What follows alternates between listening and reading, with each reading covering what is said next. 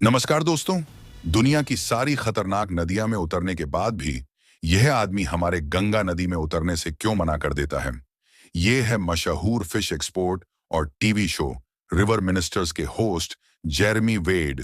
दुनिया भर के नदियों में जाकर खतरनाक जीवों को जाकर ढूंढता है, लेकिन उन्होंने भी गंगा के पानी को लेकर गंभीर चिंता जताई है।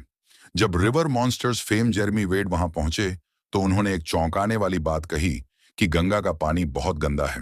लेकिन इसका मतलब यह नहीं था कि उन्होंने गंगा की आस्था का अपमान किया। उन्होंने साफ कहा कि वे गंगा को पवित्र मानने वाले करोड़ों लोगों का सम्मान करते हैं।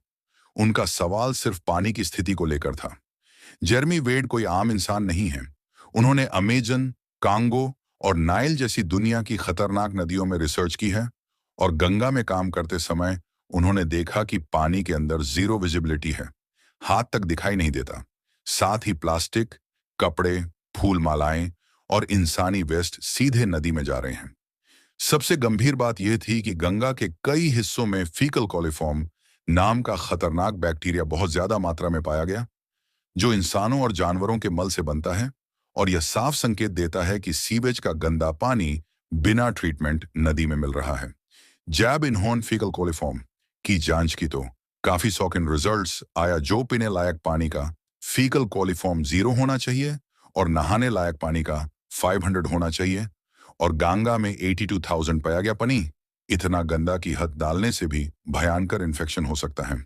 इसी वजह से जेरेमी वेड ने कई जगहों पर गंगा में उतरने से मना कर दिया, क्योंकि इससे डायरिया, त्वचा रोग और गंभीर इन्फेक्शन जैसी बीमारियों का खतरा होता है। उन्होंने यह भी बताया कि प्रदूषण का असर गंगा की ताकतवर मछलियों और पूरे इकोसिस्टम पर पड़ रहा है, और अगर गंदगी ऐसे ही बढ़ती रही तो दुर्लभ प्रजातियां खत्म हो सकती हैं। जेरेमी वेड की सबसे बड़ी बात यही थी कि गंगा को किसी चमत्कार की नहीं, बल्कि हमारी जिम्मेदारी की जरूरत है। आस्था पवित्र है, लेकिन पानी को साफ रखना हम सबका फर्ज है, वरना आने वाली पीढ़ियों के लिए यह पवित्र नदी ही खतरा बन सकती है।